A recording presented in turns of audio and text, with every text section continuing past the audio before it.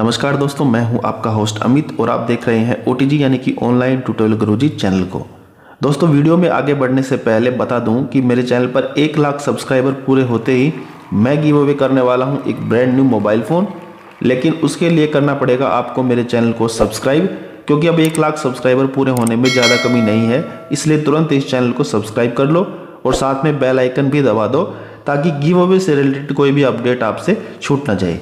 तो चलिए दोस्तों, इस वीडियो में आपको बताता हूं कि मेडिकल लीव के बाद दोबारा से अपनी ड्यूटी ज्वाइन करने के लिए आप ज्वाइनिंग एप्लीकेशन कैसे लिख सकते हैं। सबसे पहले हम लिखेंगे टू, उसके बाद अगली लाइन में ठीक टू के नीचे से लिखने की शुरुआत करेंगे। यहाँ पर सबसे पहले हमें लिखना है द, और उसके बाद आपको उस ऑफिसर की डेजिग्नेशन लिखनी है जिसके पास आपकी एप्लीकेशन जमा होगी। फॉर एग्जाम्पल, अगर आप किसी कंपनी में काम करते हो तो यहाँ पर आपने लिखना पड़ेगा द मैनेजर, क्योंकि इस केस में मैनेजर ही आपका कमांडिंग ऑफिसर होता है। तो ध्यान रखना कि जब भी आप एप्लीकेशन लिखें तो टू के नीचे आपका अपने कमांडिंग ऑफिसर की डेजिग्नेशन लिखना अनिवार्य है। जैसे अगर आप स्कूल में टीचर हैं तो फिर आपको मैनेजर की जगह प्रिंसिपल लिखना पड़ेगा। तो ऐसे ही यहाँ पर आपको अपने कमांडिंग ऑफिसर की डेजिग्नेशन यानी कि पोस्ट लिख देनी है जिसके पास आपकी ये एप्लीकेशन जमा होगी। उसके बाद तीसरी लाइन में आपको लिखना है अपनी ऑर्गेनाइजेशन, कंपनी या जो भी आपका डिपार्टमेंट है उसका कंप्लीट नाम जहां पर आप काम करते हैं। और चौथी लाइन में आपको लिखना है आपकी कंपनी, ऑर्गेनाइजेशन या डिपार्टमेंट का एड्रेस, यानी जिस जगह पर वो कंपनी, ऑर्गेनाइजेशन एग्जिस्ट करती है। इतना करने के बाद फिर आपको एक लाइन का गैप देना है और फिर लिख देनी है डेट, यानी कि उस दिन की तारीख जिस दिन आप ये एप्लीकेशन अपने ऑफिस में जमा करवाएंगे। उसके बाद फिर हमें एक लाइन छोड़ के लिखना है अपनी एप्लीकेशन के लिए सब्जेक्ट। अब देखिए, सब्जेक्ट में आपको बताता हूँ क्या लिखना है। जो मैं आपको बता रहा हूँ आपको एज इट इज़ ऐसे लिखना है। सबसे पहले सब्जेक्ट लिखेंगे, उसके बाद फिर अब ज्वाइनिंग के लिए एप्लीकेशन है तो आप इसके लिए सब्जेक्ट क्या बनेगा, application for joining after medical leave. तो इस तरीके से आपने यही सब्जेक्ट लिखना है। उसके बाद फुल स्टॉप, फिर आपको एक लाइन का गैप देना है और लिखना है रिस्पेक्टेड सर स्लैश मैडम। अगर आप कन्फर्म है कि आपका सीनियर सर है या मैडम है तो आप दोनों में से कोई एक भी लिख सकते हैं। फिर कोमा लगा के आपको एक लाइन का गैप देना है और सबसे पहली लाइन लिखनी है आई कोमा आपका पूरा नाम, दोबारा से कोमा, वर्किंग एज ए, इतना लिखने के बाद फिर आपने अपनी डेजिग्नेशन यहाँ पर लिख देनी है।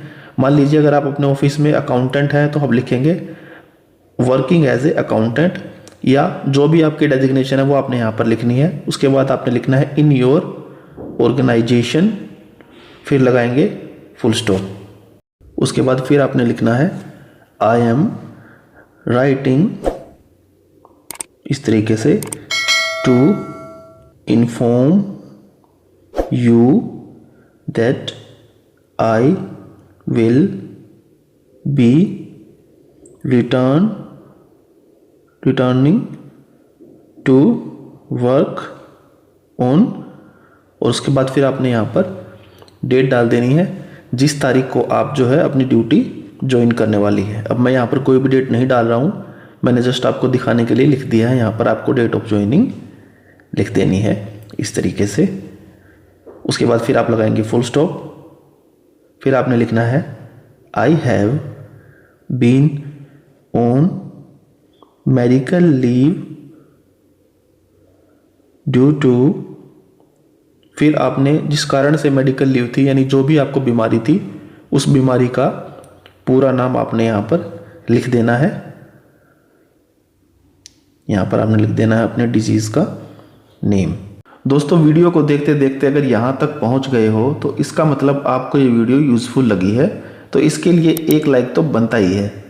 तो क्लिक कर दीजिए नीचे दिए गए लाइक बटन पर और फिर देखना ये वीडियो कहाँ से कहाँ तक पहुँच जाएगी। बीमारी का नाम लिखने के बाद फिर आपने लिखना है स्टार्टेड फ्रॉम, और उसके बाद आपने कब से कब तक की छुट्टी ली थी यानी कि आपकी छुट्टी की स्टार्ट डेट। उसके बाद टू लगा के आपने एंड डेट, यानी जिस दिन आपकी छुट्टी ख़त्म हुई है, यानी वो दोनों डेटें आपको यहाँ पर मेंशन करनी पड़ेंगी। अब मैं यहाँ पर डेट नहीं डाल रहा हूँ, जस्ट मैंने लिख दिया है स्टार्ट डेट और एंड डेट। आपको जब से जब तक आपने छुट्टी ली है वो दोनों डेट आपको यहाँ पर लिख देनी है। उसके बाद लगाना है फुल स्टॉप। फिर आप लिखेंगे I have taken the necessary steps to recover comma and I am now fit to return to work full stop। ये लाइन आपने लिख देनी है। इतना लिखने के बाद फिर आपने एक लाइन का गैप देना है और फिर लिखना है I would like to express my gratitude to you and my colleagues। इस तरीके से for the support they have provided me during this difficult time।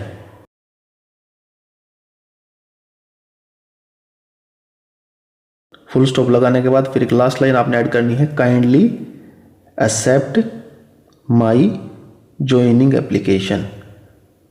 ये लाइन आपने आखिर में लिख देनी है। उसके बाद फुल स्टॉप, फिर आपने एक लाइन का गैप देना है और यहाँ पर लिखना है थैंकिंग यू। उसके बाद लगा देना है फुल स्टॉप। उसके बाद दोबारा से आपने एक लाइन का गैप डालना है, फिर लिख देना है योर सिंसियरली, फिर लगाएंगे कोमा।